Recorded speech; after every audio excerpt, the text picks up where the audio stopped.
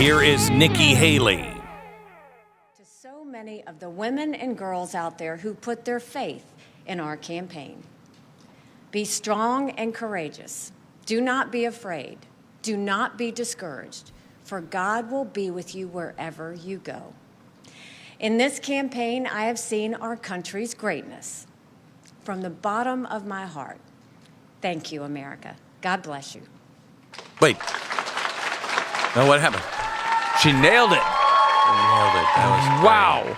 That was riveting. Wow, what Now happened she's there, walking off Sarah? stage. She's walking off stage. We missed, obviously, some of her speech. Which, Wait, she might still be in. I don't know. We never heard her drop out. Yeah. I think- Shoot. She congratulated Trump, but she didn't endorse him, which, I guess makes sense, I guess. Maybe not on the first day, but... Yeah, I mean, look, if she wanted to endorse him, she'd endorse him, right? I think she didn't want to endorse him. Yeah. I mean, this is this is consistent with the campaign she's run. Consistent with somebody that wants to be on the board of Raytheon. It is absolutely consistent with that. But that is her path forward, right? Know, again, it's a good gig. I'm sure, but she's not running to be the vice president. She's not running to be the UN ambassador again. She made a decision that she was going to go a different direction there. And I will say, you mentioned the unity thing, and of course this is what everybody says, right? We got to bring everybody together now. But it is important to note that while Nikki Haley's faction of the Republican Party is not the majority faction, as we saw very clearly last night, it was not close. It's weird because it still is in Congress, but it's maybe I don't know. Well, let's see if John Cornyn becomes the Speaker of the Senate. God, please help us. Know. Please help us. I know. But again, just because someone has power at the top does not mean they're a majority of the Senate. But you're right. I mean, I think there's a higher representation of that faction in elected government, which makes sense. These people have been in government for 40 or 50 years. Correct. Of course, those are the people who get to the top of the power structure. But you also can't just say, hey, screw those people, because I got news for you. You don't win any national elections without them. You will not win any national elections without the Nikki Haley faction of the Republican Party voting for, let's say, Donald Trump, who's going to be the nominee. If you don't have them, which, by the way, Trump was able to get in 2016 and got most of them in 2020 as well. And 20% of those who voted for Biden in 2020 say they will vote for Trump. Yeah, and you're going to get some of those people too. But just talking, you also need the full base. And part of the base is the 30% of people who voted for Nikki Haley in these states.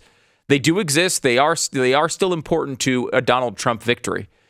So, if you kind of do the thing where you're like, well, you know what, if you're a McCain supporter, get out. Well, it doesn't work well. You do need those people, even if you don't necessarily have to bend to their position statements. You need to find a way to pull them in if you want to win these elections. I agree with you. Just don't bend to their positions. Yeah. Like if you start saying, we're going to throw $200 billion at Ukraine to win over Nikki Haley supporters, that's a bad idea. You got to keep your principles. Correct. And that's not seemingly what Donald Trump wants to do, and although he's going to mention some of that. I would really think that I don't know. I used to be a pretty good judge of the American people. Don't you think? I can pretty much. I don't know if I can anymore. Yeah, it's harder now. I just don't know. I was going to say, I think the people who voted for Haley will end up voting for Trump just because the alternative is Hillary Clinton. Everything that we said Hillary Clinton would do, they're doing, in fact, on steroids. So why wouldn't there be that passion to make sure that he doesn't get, because we're done. And these things tend to have a cooling effect, right? You have 8 months until this election. Ron DeSantis is another great example. I mean, think of the things Trump said about Ron DeSantis in this campaign.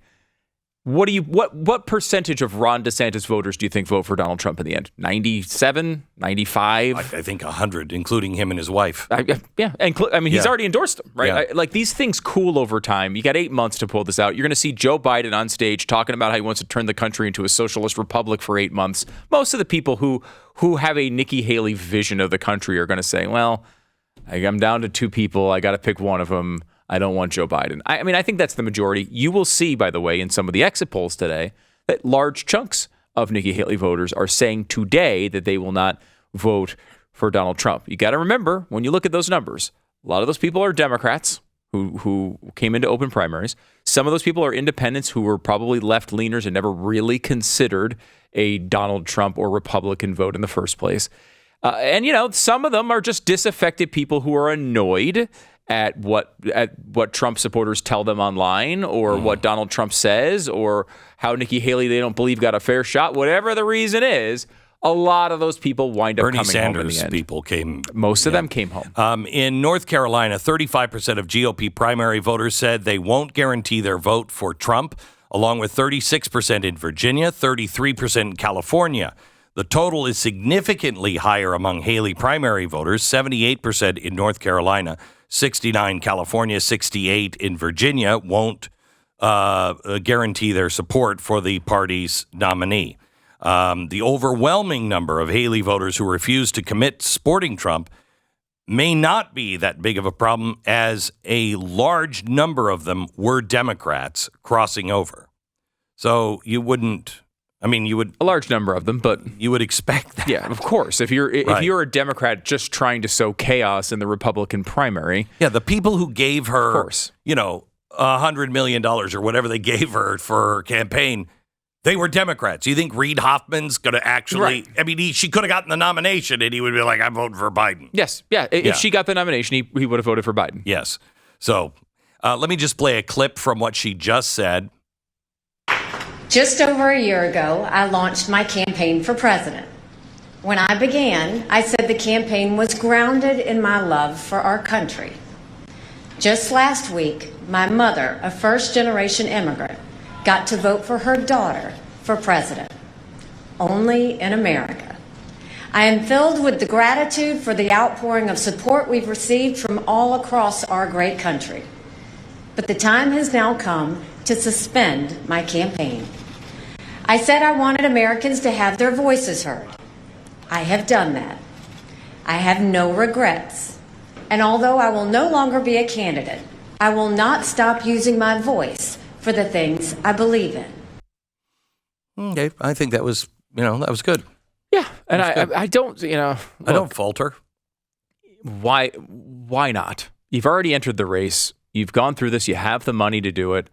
You got to a place where you were competitive in New Hampshire, and then you had to make a decision. Do I drop out right now, or do I look at my home state, which is basically next in line in a month? I ride out a month. That could be tough. Take a shot at it. If you don't get it, you don't get it, but you're a week away from Super Tuesday. She let it ride to Super Tuesday, and she drops out. This does nothing to hurt Donald Trump's campaign. Nothing that she did hurt Donald Trump's campaign. No. Donald Trump did not need to campaign against her to win all of these states, The obviously. only thing I have on Nikki Haley, I disagree with her on a few things. Sure. But she was a good governor. She was a good governor, Yeah. and I like her. Personally, I like her. Yeah. But I didn't agree with her on the war, her approach for that. I didn't agree with her. I said really clearly, if you don't know what ESG is, then I can't vote for you. And I did my first interview for a nominee was Nikki. She didn't know what ESG was. She danced around it. She knew a little bit, but it wasn't key to her. So I couldn't vote for her. I'm telling you this now. Anybody who listened to that interview and knew what I had said on the air before would have known. But so I had some policy differences with her. The only real problem that I had was taking money from the Uber left.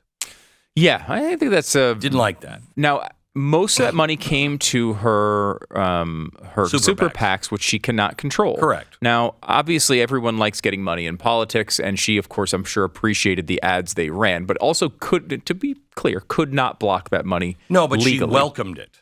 she welcomed said it. basically like I took the money. Well, Ron wanted it, and now he doesn't have it. I got it. Like I mean, she tried to use it as a talking point. And some of that money was not from the hardcore leftists, like the Koch brothers, and of course we always say the Koch brothers. One of them's dead. Okay, the other one, he's not really spending any money right now, but he's still voting in Illinois. Strangely, but he's more obviously a libertarian. There was a bunch of money that came in that was just anti-Trump money from various sources. Some on the right, some libertarians, some on the left.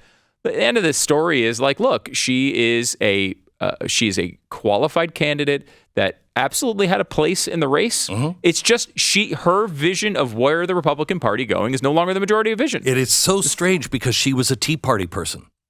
But she was always, I think, strong on defense. Yes, and that's why she was one of the reasons she was a good ambassador. Right, is because she had those viewpoints. She was a great ambassador. Yeah, I would have her as an ambassador any day of the week. And so, look, she didn't connect with it. I will say, in her defense, because obviously she's been getting trashed by everybody for weeks and weeks and weeks. In her defense, unlike many other politicians, that issue was key to her. And foreign defense, Ukraine, all those things. She knew it was unpopular in the party, and she did not waver from it at all. She came out and made the arguments the best that she could in public over and over again to a Republican audience that was not particularly receptive. She tried. It didn't work, but she didn't back off of it. She didn't.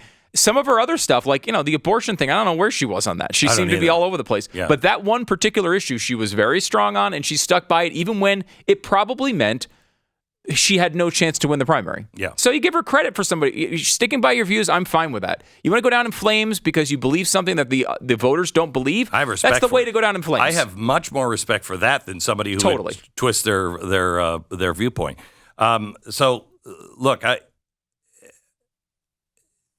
I feel tension between Nikki Haley and this program because we didn't get on board, and she is a friend. I don't know if that's true. That's just what we have felt. I hope that is not true.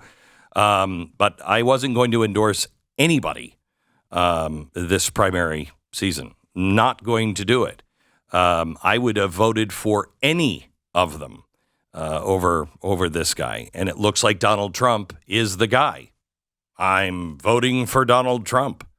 So now that we've fought this, I hope that the Ron DeSantis voters and the Nikki Haley voters will come to the conclusion that, yeah, it's not your guy.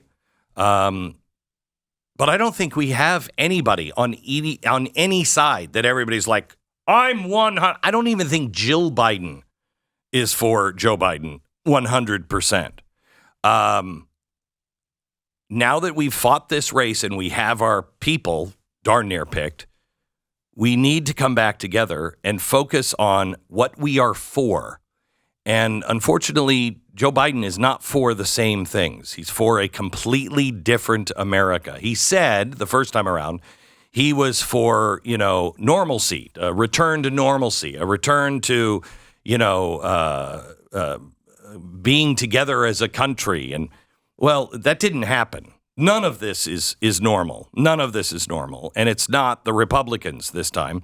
It is the policies of Joe Biden. And he might be a fine, affable old man, but his policies are not fine or affable. They are a danger to the Republic. Now let's see if we can all come back together, lick the wounds, help each other heal, and come together and fight the good fight for the Republic.